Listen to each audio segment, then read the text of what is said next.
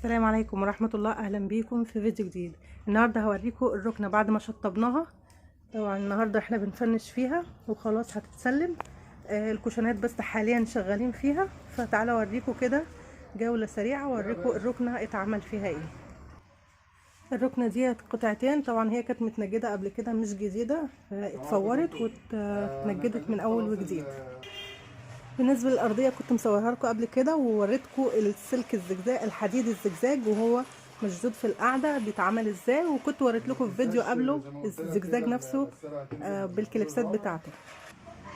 تمام كده. ففوق الحديد الزجزاج ده بيتشد قماش، وبعد كده بتحط سفنج من الرفايع. طبعا الرفايع عندنا كثافات عاليه زي ما وريناكم في الفيديوهات السابقه. الكثافات اللي هي 40 والحاجات اللي هي العاليه ديت كنا عملنا فيديوهات مخصصه عنها للرفايع ديت، فتقدروا اللي ما شافش الفيديوهات دي يقدر يرجع لها تاني. تمام. ده بالنسبه للارضيه. بعد كده بيتحط بقى السفنج بتاع الشلت دوت. السفنج ده كثافه 48. بعد كده بيتحط عليه طبقه فايبر رول وبيتلف، وبعد كده بيتلف بالكسوه العبك، واخيرا بيتحط له الكسوه اللي هي من نفس قماش الركنه ديت.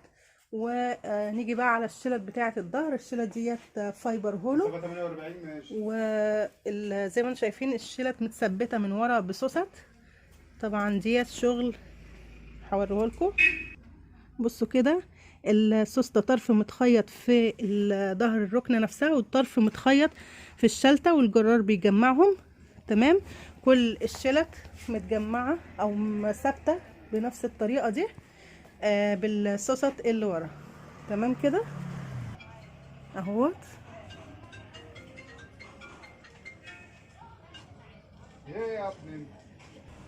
وزي ما انتم شايفين كده كل قطعه الشلت بتاعتها متقسمه، مش قطعه واحده يعني، متقسمه قطعتين زيهم بالظبط. فوق الشلت بتاعت الظهر متقسمه قطعتين، ادي كنبه او ادي قطعه وادي قطعه.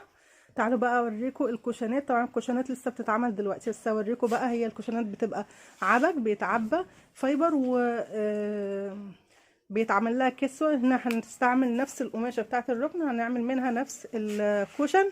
والكوشن بيتعمل بسوسته وبيبقى له كسوه عبك من الداخل، عشان ايه؟ تبقى سهله يعني كده لو حبينا نغسل الكسوه الخارجيه ولا حاجه. تمام. ادي شكل الركنه اهيت، وتعالى اوريكم الكوشنات.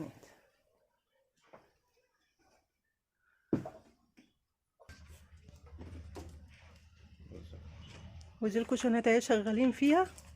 وبس كده، ده كان نهايه الفيديو بتاعنا النهارده.